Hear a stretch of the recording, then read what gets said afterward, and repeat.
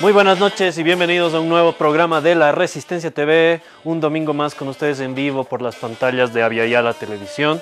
La Resistencia TV es un programa de La Resistencia Bolivia, nuestra plataforma de comunicación alternativa, comunicación popular, que combate a la desinformación, las fake news, sobre todo la hegemonía de los medios masivos mundiales y también bolivianos que imponen sus relatos, sus ideologías, y contra ello justamente nosotros vamos a hablar hoy en específico sobre ideología económica, un poco sobre propuestas políticas económicas para nuestro país. Ese es nuestro tema de hoy, pero como siempre, antes de entrar a él, vamos a hablar sobre lo sucedido en la semana, analizar las noticias más importantes, y para ello me acompañan mis compañeros amigos esta noche, o esta tarde noche, Cris y Marco. Hola Cristian, ¿cómo estás, hermano? Buenas. Buenas noches, Alberto, buenas noches, Marco, y buenas noches a todos y todas las resistentes que nos miran por Aviala Televisión. Es un tema bastante interesante, bastante polémico que ha surgido y que se ha dado mucha cobertura mediática, ¿no? El tema de cómo los empresarios quieren administrar la economía, pero lo vamos a estar hablando más adelante, ¿no? Así es, gracias Cris. Y Marco, ¿cómo estás, hermano? ¿Qué tal, compañeros? Sí, una semana como todas, creo, con bastante mucho que decir, mucho de qué hablar, sobre todo lo que ha pasado con Yanine Áñez. Creo que por fin se dio curso al juicio. Esta vez no salió alguna de las desviaciones que quería realizar. Y bueno, creo que hay bastante de qué hablar en esta declaración, más o menos de 45 minutos, donde Yanine Áñez da a conocer muchas cosas, y bueno, me parece que incluso no se prepararon, y dio lugar a muchos argumentos que van a favorecer en cuanto al juicio para que se realice precisamente justicia en cuanto a este caso de golpe de Estado 2. Así es. Bueno, lo dijo Marco. Vamos con nuestro resumen. Queremos presentarles nuestro resumen de la semana. Como siempre, las noticias más importantes en estos últimos 7 días. Resistiremos, resistiremos, resistiremos por amor a nuestra esencia. Bienvenidos al club de la resistencia. Resistiré mi miedo a la oscuridad tarareando. Y entramos directo a lo que ya comentaba Marco, la continuación del juicio contra Yanine Áñez por el caso de golpe de Estado 2, la reanudación en todo caso, porque se había suspendido. Lo hablábamos la anterior semana, se suspendió por nuevamente malestares de Yanine Áñez, pero ahora declaró y pues dijo bastantes cosas. Lo cubrimos en nuestra página web, compañeros. Sí, justamente creo que ahí Áñez, lo decíamos anticipadamente, ¿no? No se habían preparado, creo, para la intención. Me parece que era nuevamente tratar de retrasar, ¿no? Incluso lo mencionó y dijo: qué raro que no haya gente aquí afuera hostigándome, porque me parece que esa era la estrategia, de que iba a haber gente a hostigarla para sentirse mal nuevamente y retirarse. Creo que aquí hay que señalar bastantes puntos, entre ellos lo nombramos justamente en nuestra web. Aquí resaltamos en uno de nuestros titulares al mencionar que Yanine Áñez reconoce que ya tenía pues seguridad policial como si fuese presidenta, cuando nada más ya era senadora al día 11 cuando está llegando, y su justificación incluso es un poco cómica al mencionar o tratar de argumentar de que tenía 2 policías con motos adelante en un carro oficial cuando era senadora, porque en los medios de comunicación incluso cita uno en específico hablando de Unitel que ya la daba como la mayor probabilidad de ser presidenta. Ese era su argumento por el cual tenía motocicletas. Y bueno, ahí vemos también cómo Yanine Áñez reconoce que también pudo bajar en un helicóptero de la Fuerza Aérea. Este hecho es muy importante porque esto justamente le lleva hasta el colegio militar, y de ahí en adelante también tiene esa reunión para lo que vaya a significar luego que va a ser autoproclamada como presidenta de Bolivia. Sí, hay que también mencionar un tema importante, ¿no? O sea, Yanine Áñez tiene lapsus en sus declaraciones. O sea, uno cuando escucha las declaraciones de Yanine Áñez se da cuenta de la poca preparación que tenía esta persona y que ha asumido la presidencia y que ha manejado el país durante casi un año, ¿no?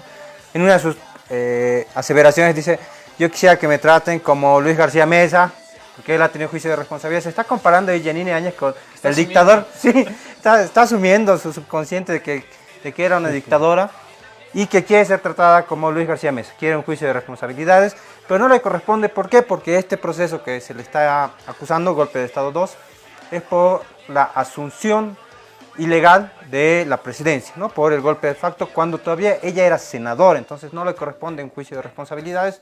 Obviamente va a tratar de dilatar todas las cosas que se quiere y va a tratar de argumentar que es un juicio político, etcétera, que es una perseguida, pero esperemos que este juicio no demore bastante, ¿no? Ya están hablando de un año que va a demorar. Esperemos que se actúe lo más rápido posible, ¿no?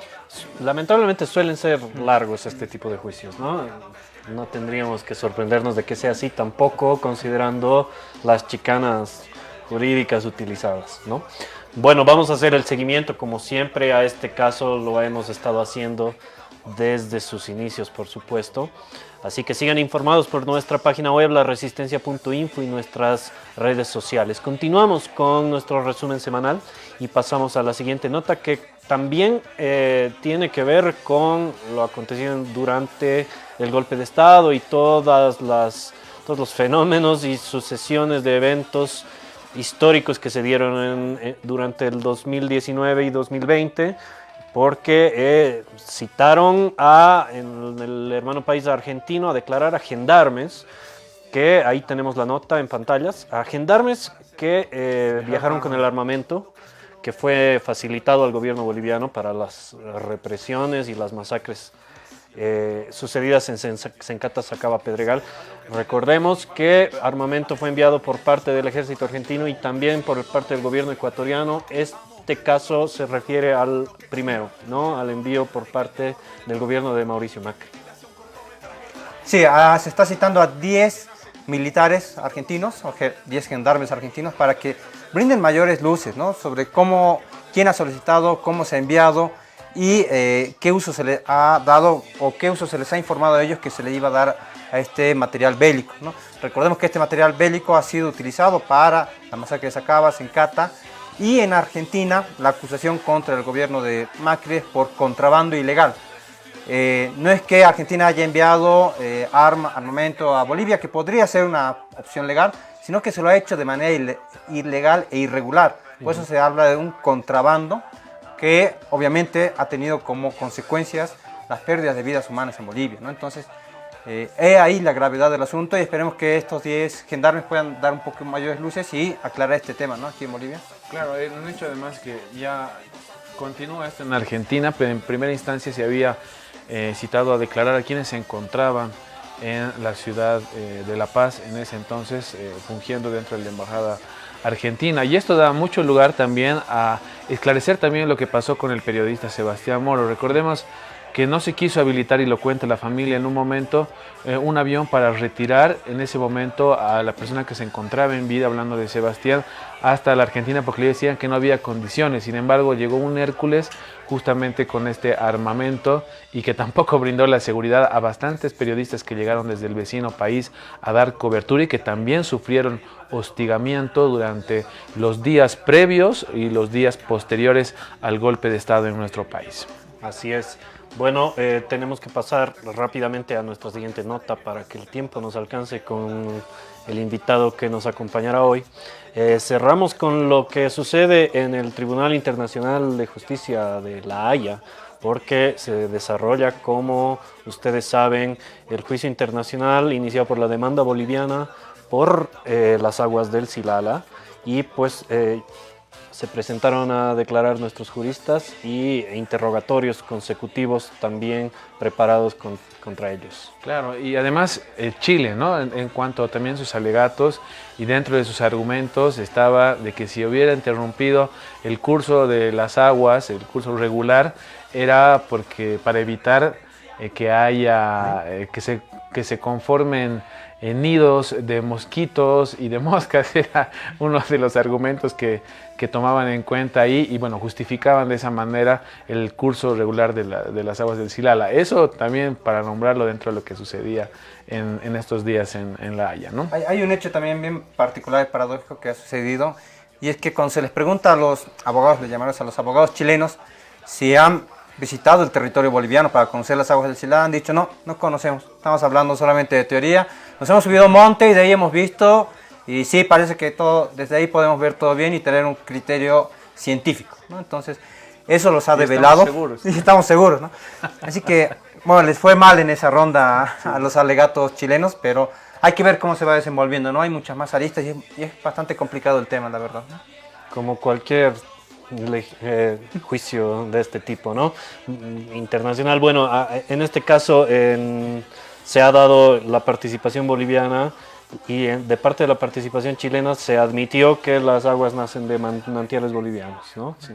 Continúa el debate en lo relativo a lo del río de curso internacional y Chile ha aceptado la posibilidad de que Bolivia destruya los canales artificiales porque están en su territorio, estaría dentro de su soberanía. Esto ha sido parte de los alegatos y del debate durante esta semana. Que nos favorece. Continuando con las noticias, vamos a pasar enganchando con la actualidad noticiosa a nuestro sector de medios mentirosos, como todos nuestros programas. Esta semana, ¿qué tenemos, Cris? Así es, Alberto. En esta sección de los medios mentirosos lo que tratamos es de mostrar cómo los medios de comunicación no están informando, más bien desinforman. Y en este caso tenemos a Bolivia Verifica, sí, otra vez Bolivia Verifica, tratando de tergiversar un poco la información. En este caso es con respecto a Jesús Vera, quien se estaba postulando para Defensor del Pueblo. Y es llamativo, prestemos atención a lo que titula Bolivia Verifica. Indica: no hay evidencia de que Jesús Vera afirmó que se postula a defensor para ganar sin hacer nada. Es media rara la afirmación que hace Bolivia Verifica. ¿Por qué dice no hay evidencia de que Jesús Vera afirmó? ¿Por qué no dice Jesús Vera no dijo, o es falso que Jesús Vera dijo que quería postularse para ganar sin hacer nada? Digamos.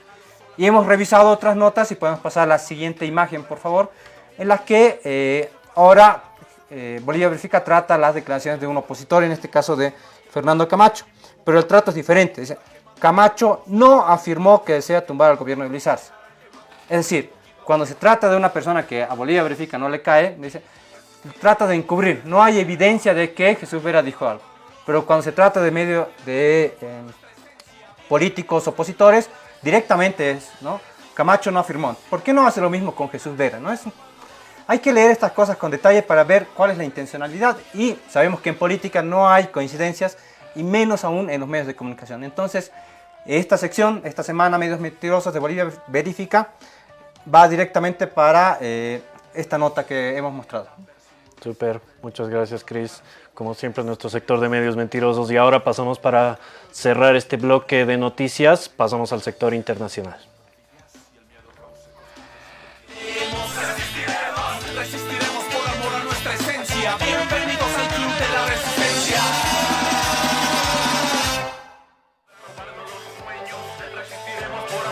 Gracias, y seguimos con el bloque internacional. Vamos con México, siempre empezando por Abya Yala, el continente latinoamericano. En México, hoy mismo se ha realizado un referéndum revocatorio para el mandato de Andrés Manuel López Obrador, el presidente de aquel país. 93 millones de mexicanos están habilitados para votar. Y para que este referéndum sea vinculante, por ende oficial, se requiere del 40% de la participación. Esto es alrededor de 36 millones de mexicanos. Este referéndum ha sido impulsado por la propia organización de AMLO, el Movimiento de Regeneración Nacional Morena, el partido político oficialista, ya desde la campaña electoral en la que se prometía este tipo de consulta a media gestión. Justamente se ha cumplido el medio sexenio al frente del Estado mexicano por parte de Andrés Manuel López Obrador, y pues ha cumplido su promesa y su planteamiento electoral. Los resultados se conocerán mañana mismo, así que a continuarse informados. Acá tenemos en pantallas una encuesta. Los medios de comunicación y diferentes encuestadoras. Esta es en realidad una compilación de diferentes encuestas realizadas por la CELAC. Como ustedes pueden ver, AMLO goza de amplia aprobación, superior al 50%, entre el 50 y el 60%. Varias, como pueden ver ustedes en pantalla, rondan los 55%. Entonces se espera una ratificación del mandato de Andrés Manuel López Obrador al frente de México. En caso de que esto no sucediera, por supuesto, significaría una revocatoria de mandato. Es un referéndum revocatorio, pero se espera su aprobación. Estos resultados, como les decía, los conoceremos mañana. Y esta iniciativa de aplaudir es bastante nueva en México. En realidad es completamente nueva. Es una iniciativa de democracia participativa, como lo dice Morena. Como siempre haremos seguimiento a estas noticias. Mañana conoceremos esos resultados oficiales. Y por ello ahora pasamos a otro país en nuestro continente, bajamos a Sudamérica y a nuestro vecino país del Perú, donde continúa dándose la protesta contra el presidente Pedro Castillo. Recordarán ustedes, la anterior semana ya en nuestro sector internacional habíamos hablado sobre la moción contra Pedro Castillo que corrió y en el Congreso y no tuvo aceptación, o bueno, no alcanzaron los votos necesarios para la moción de vaciamiento de su cargo. Ahora el Congreso continúa. El viernes se aprobó una moción contra el presidente Castillo y nuevamente están discutiendo. Esta vez este debate se da en medio de protestas ya de la sociedad civil. Durante la semana habían habido multitudinarias protestas de organizaciones sociales, principalmente de agricultores, campesinos, protestando por elevaciones de costos, sobre todo de combustibles, de transporte, etc. Y en respuesta a eso, este jueves el Congreso exoneró de impuestos a la venta de alimentos de primera necesidad. Con eso se aplacaron un poco las protestas de agricultores y campesinos. Sin embargo, ahora se dan protestas de la sociedad civil, fundamentalmente organizaciones de la derecha, como ustedes pueden ver en pantallas, marchas en contra de Castillo pidiendo su renuncia. Y pues este es el contexto. Durante la semana el presidente Castillo había sentenciado estado de excepción. Es una crisis bastante fuerte la que está dándose en Perú. Y otro hecho es el suceso del fallo del Tribunal Constitucional, si no me equivoco, peruano, que le dio vía libre al indulto que se le había concedido a Alberto Fujimori en 2017.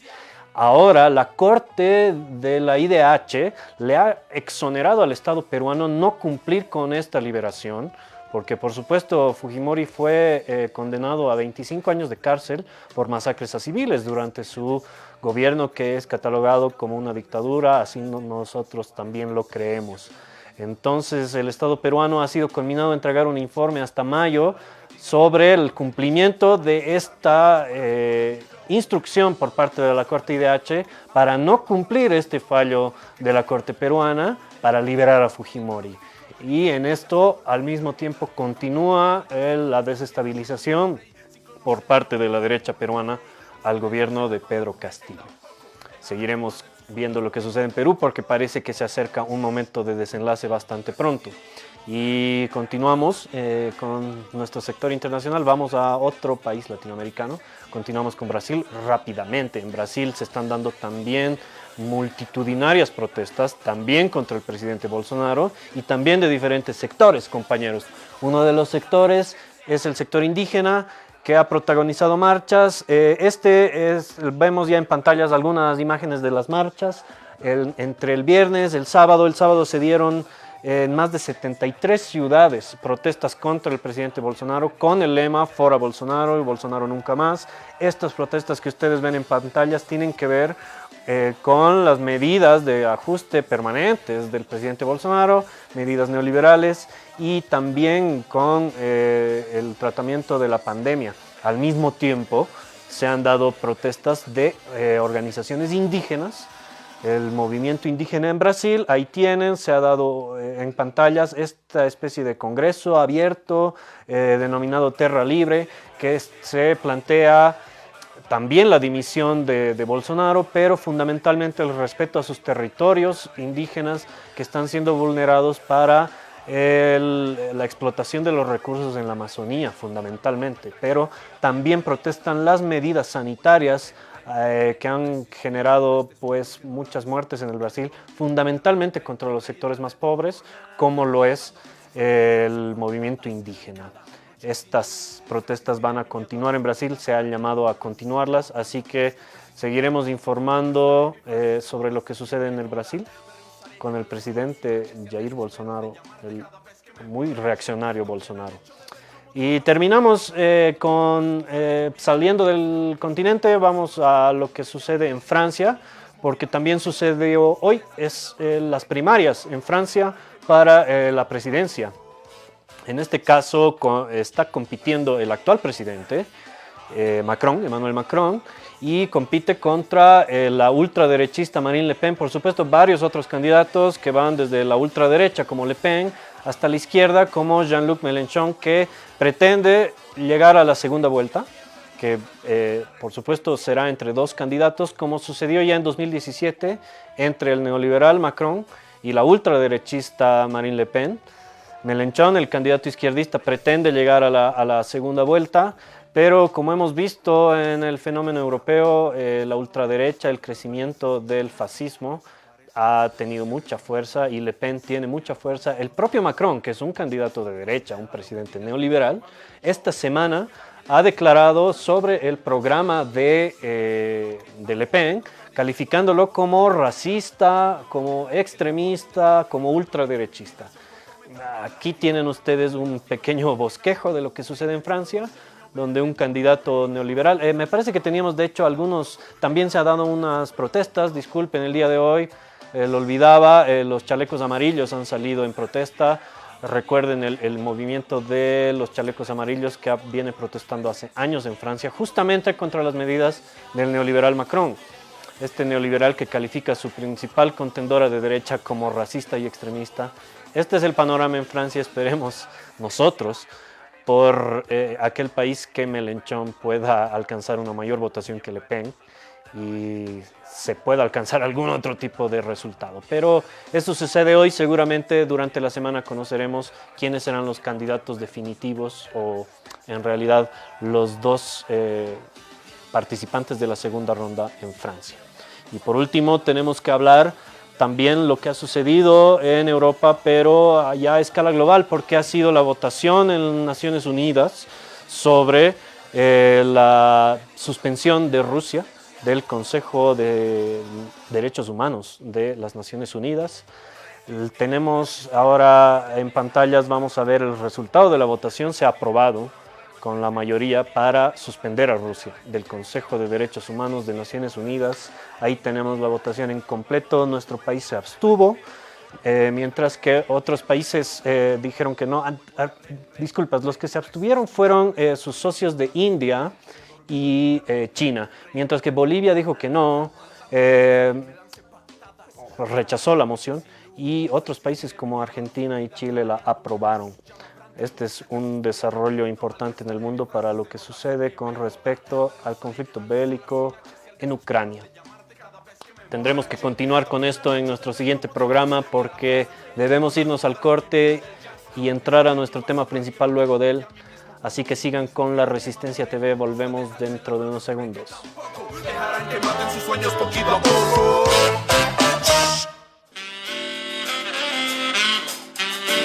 Estamos de vuelta con La Resistencia TV y ahora entramos a nuestro tema del día.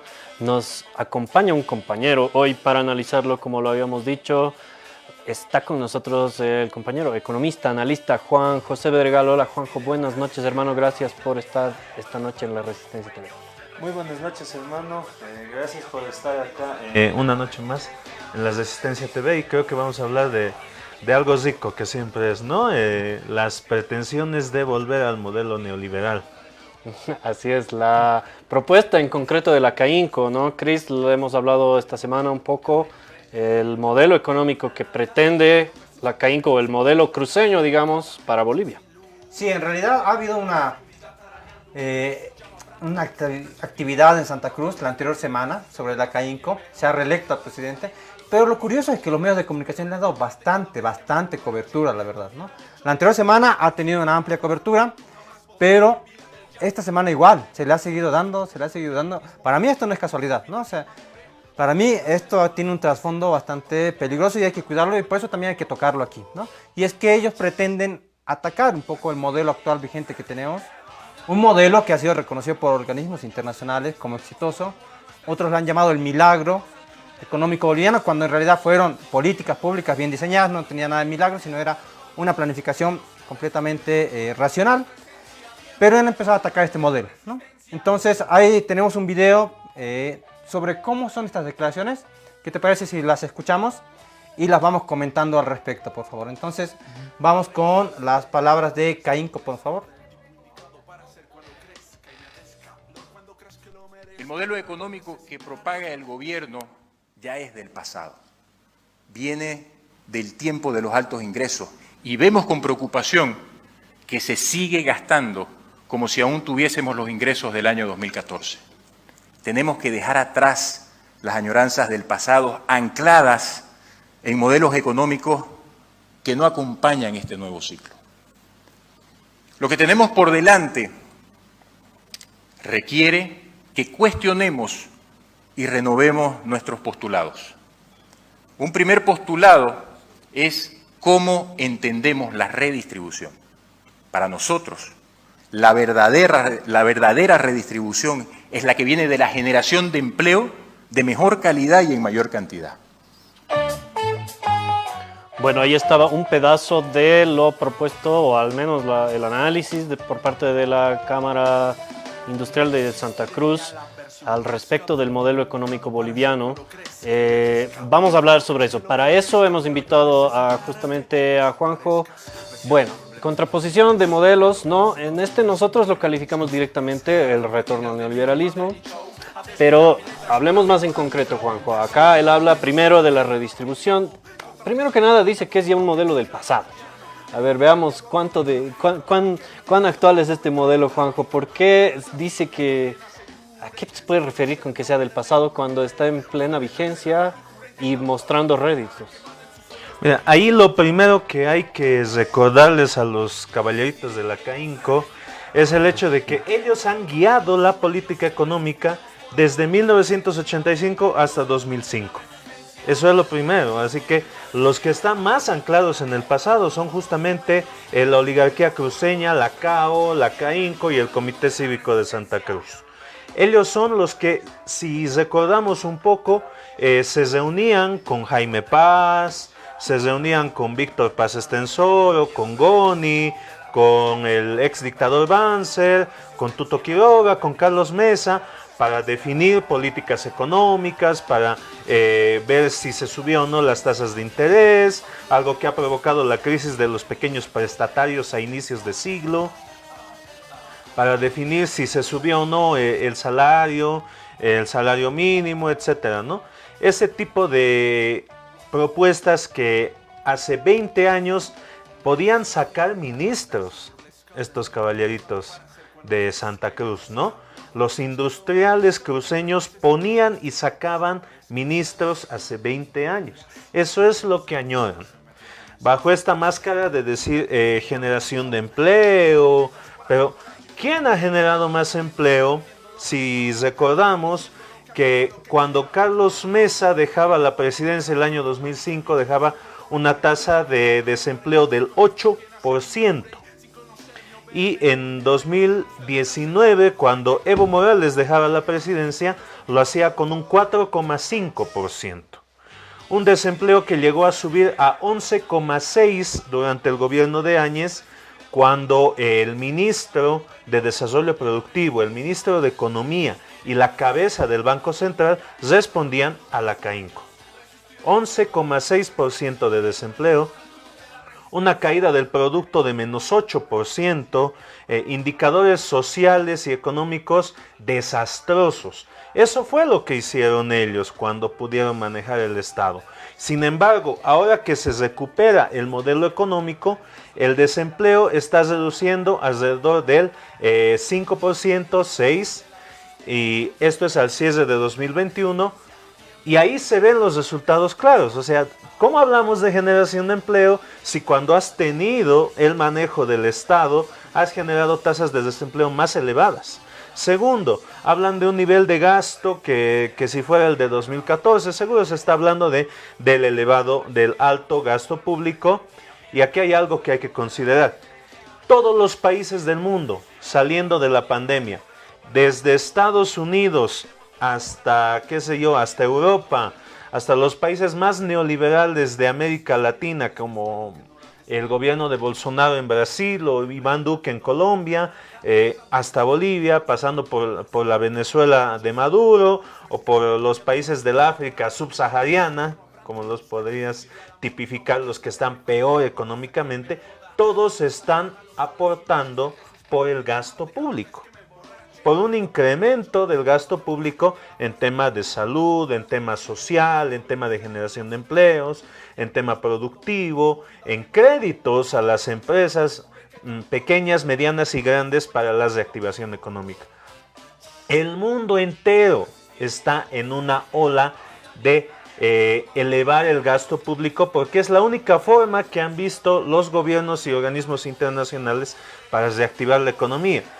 Y que venga un señor a decirte que no hay que gastar tanto como en 2014, por favor, tiene que leer un poquito más al propio FMI, al propio Banco Mundial, a la Fed, al Banco Central de Estados Unidos, a quien maneja la política monetaria de Estados Unidos, al Banco Central Europeo, entidades que no son conocidas por ser ni socialistas, ni comunistas, ni afines al gobierno boliviano, pero que sin embargo destacan la importancia del gasto público para la reactivación económica.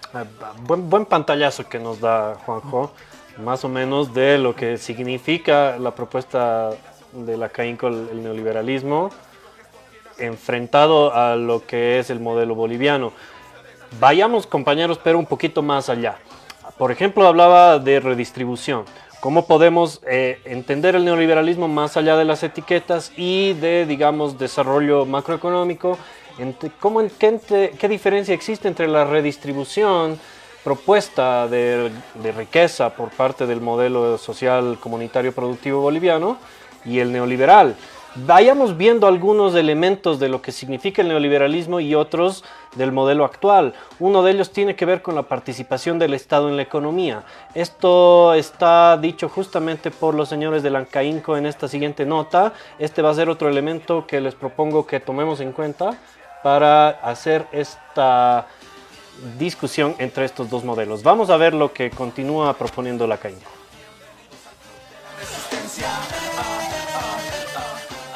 El tercer postulado es la búsqueda de una nueva fórmula entre Estado y mercado.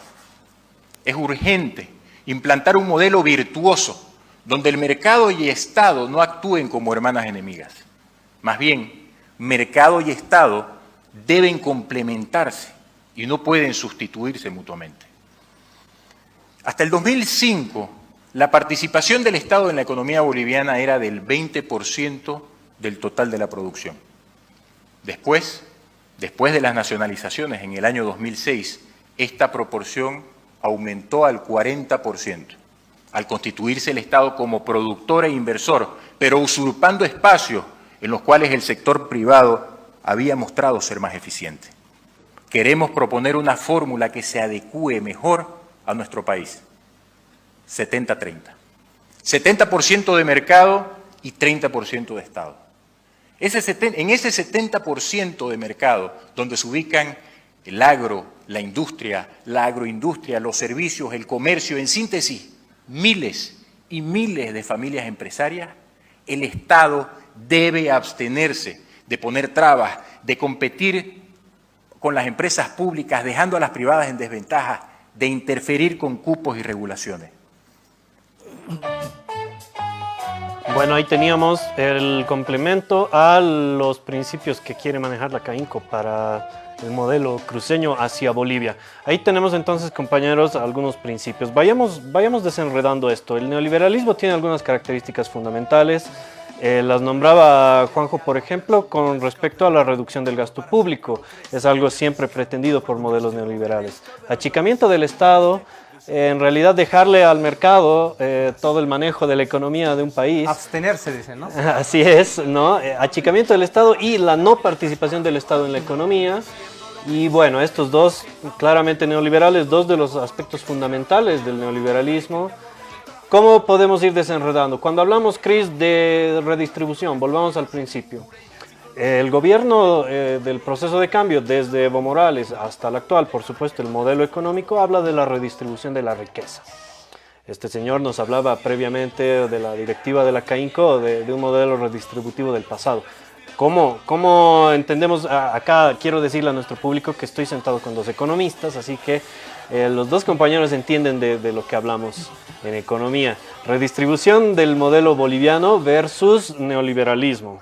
En realidad, la CAINCO ya obtuvo una respuesta contundente, ¿no?, del ministro de Economía, Marcelo Montenegro, y les dijo que se están inventando categorías. ¿Por qué? Porque lo que te dijo la CAINCO es que la redistribución que ellos entienden es justamente dejar que las personas trabajen y que cada uno reciba lo que tiene. Ellos están confundiendo redistribución con distribución simplemente. Ellos quieren que el mercado opere solo. Piensan que hay una mano invisible que va a ordenar todo y cada uno va a tener lo que merece, entre comillas, ¿no? Cuando la redistribución es justamente atacar estas fallas de mercado, es decir, hay personas que son millonarias, hemos visto en Bolivia hay millonarios que pagan impuestos a las grandes fortunas, hay personas que se benefician en demasía del mercado, entonces la idea es un poco nivelar la torta, ¿no? Entonces esa es la redistribución, que el Estado ingrese al mercado, vea cómo está funcionando, qué está funcionando más y lo intente organizar un poco para compensar un poco las pérdidas, ¿no?, para reducir la pobreza, porque eso es justamente uno de los grandes éxitos del modelo que se ha implementado desde el 2006 con Evo Morales, con Luis Arce, ahora con Luis Arce como presidente y Marcelo Montenegro como ministro de Economía, que es reducir la pobreza desde casi 60 al 30%. Esa es la redistribución, eso es lo que ellos, pero no quieren. La CAINCO no quiere, la CAINCO no quiere una redistribución, la CAINCO no quiere bonos, la CAINCO no quiere disminuir la pobreza ni la desigualdad, ¿no? Y eso es justamente el neoliberalismo, ¿no? Así es, la CAINCO quiere que el 70% de la economía boliviana sea dominada por el mercado, o sea, por manos privadas. ¿Qué significa esto, Juanjo? ¿A dónde se va la riqueza cuando un modelo es de este tipo? Ahí quiero tomar un poco la pelotita de la redistribución que decía Chris. Este señor de la CAINCO lo que está planteando es una redistribución, pero regresiva. Es decir, está planteando un deterioro de la igualdad alcanzada en Bolivia. ¿Qué estamos hablando de esto? El índice de Gini, que mide la desigualdad de los ingresos, se ha reducido de 0,53 en el año 2005 a 0,47 a 2019 y a 0,45 actualmente. ¿Esto qué implica? Mientras más bajo es el índice de Gini, mayor igualdad hay en los ingresos. Te lo pongo de un modo más sencillo. En 2005, el 10% más rico de la población ganaba 100 veces más, te estoy poniendo solo un ejemplo, ahorita no tengo el dato en mente, ganaba 100 veces más que el 10% más pobre. Cerrando el año 2021, se ha logrado una situación en la que el 10% más rico de la población gana solo entre un 60 a 50 veces más que el 10% más pobre. ¿Sigue habiendo desigualdad? Sí. ¿Es tan cruda la situación como en 2005? No, por supuesto que no. Y ahí está lo que quiere la CAINCO, porque te dice, quiero acercarme más a como era 2005, y te lo ponen como que hubiera categorías separadas, como si el Estado y el mercado fueran dos polos separados y antagónicos entre sí, cuando el Estado y el mercado están interrelacionados todo el tiempo. Las empresas privadas son contratistas de obras públicas. Al mismo tiempo, las empresas públicas proveen insumos al sector privado y al mismo tiempo las empresas privadas también se benefician con contratos del sector público. No hay ahí una separación, hay una interrelación y que más bien en este último tiempo ha demostrado ser beneficiosa. ¿Por qué? Bolivia ha crecido a un ritmo promedio del 5% anual, mientras que en los 20 años anteriores de 1985 a 2005, solo creció a un 3,5 o un 3% era, ¿no? Anual. Entonces ahí ese crecimiento no ha sido específicamente del sector público. Ese crecimiento ha ido también a dividendos del sector privado, ha ido también a la cuentita de este caballerito de la CAINCO. Ellos también han incrementado y han incrementado bastante sus ganancias desde el año 2005. Entonces, no es que ellos estén perdiendo. Lo que sucede, lo que les duele, lo que no les gusta es no tener el control de la política económica, no poder poner y sacar ministros a gusto, como lo hicieron con el señor José Luis Parada, Óscar Ortiz, Branko Marinkovic. Durante el gobierno de la señora Áñez los cambiaron como calcetines. Ahora no, ahora está Marcelo Montenegro desde noviembre de 2020, ya va a cumplir un año, ha durado más que los 3 ministros de Áñez juntos, y ahí te das cuenta que hay una continuidad, hay una estabilidad. Recordemos antes, durante el gobierno de Evo Morales, a Luis Arce ha estado desde 2006 hasta 2017, ha estado 11 años como ministro de Economía. En la época de Banzer, un conflicto con la CAINCO y cambiaba el ministro. Salía Herbert Müller, entraba Calvo, entraba McLean, y los cambiaban así como calcetines. Lo mismo han hecho durante el gobierno de Yanine Áñez. Lo que a ellos no les gusta es no tener la varita mágica, el control remoto de la economía, el poder decir que hay regulaciones, pero cuando las regulaciones son para el bienestar del pueblo, es decir, para asegurar el abastecimiento interno, y no para limitar al sector privado, sino más bien para asegurarle un mercado, el mercado interno, que tiene que ser prioritario por seguridad alimentaria. Y seguidamente, después de llenar el mercado interno, recién pasar al mercado externo, a la exportación, que por cierto, y como comentario breve, la agroindustria cruceña, cada vez que ha dispuesto de estos cupos de exportación, nunca los ha llenado. Es decir, se le daba un margen de exportación una vez cubierto el mercado interno, nunca han llegado al tope. Es decir, no son capaces de exportar lo que tienen sin antes llenar el mercado interno. ¿De qué capacidad exportadora hablan? Si nunca han podido llenar los cupos de exportación en los años que están. Y encima, Juanjo, hablamos de una exportación de materias primas, no de valor agregado, no, un modelo que además algunos de los elementos que tomaba Cristian, como los bonos, el carácter social de la redistribución de la riqueza propuesta por el modelo social comunitario productivo, se opone, en realidad es antagónico por completo en estos elementos, ¿no? La calidad soberana del modelo versus uno entreguista que también pretende entregar recursos. Bueno, en este caso hablamos también de la crítica a un Estado pretendidamente extractivista por parte del modelo cruceño, que no podría ser más extractivista si se planteara. Vamos a seguir analizando estos temas y otros con Juanjo, que nos ha dado un gran pantallazo entre lo que han sido los 20 años de neoliberalismo previos a los 13 años de modelo social comunitario productivo y un nuevo intento de restauración neoliberal durante el gobierno de facto de Áñez y la continuidad del proceso ahora. Vamos a analizar un poco más de aquello luego de esta pausa. No cambien de canal, sigan con La Resistencia TV. Ya nos despedimos, compañeros, se acabó el tiempo. Yo pensé que estábamos en un corte. Gracias por venir, Juanjo, hermano querido. Se nos acabó el tiempo. Hasta el siguiente domingo con La Resistencia TV. Síganos en nuestras redes, en Facebook, Twitter, Instagram, Telegram, en todos. Este programa también lo subimos al Spotify. Síganlo como formato podcast. Gracias, Chris. Hasta el próximo domingo. Gracias, Juanjo, hermano. Gracias por venir. Te dejamos en la despedida y también la invitación a tus espacios. Muchísimas gracias a Chris, a Beto, aquí por estar en La Resistencia TV. Y bueno, nada más, siempre estamos aquí publicando en Economía y Más. Síganos en Facebook, en ¿Qué está pasando Bolivia? Ahí estamos haciendo streamings cada que podemos.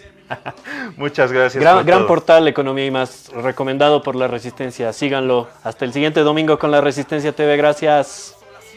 Espero de llamarte cada vez que me emborrache.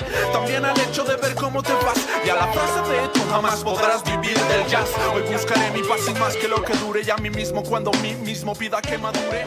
Ustedes alcen la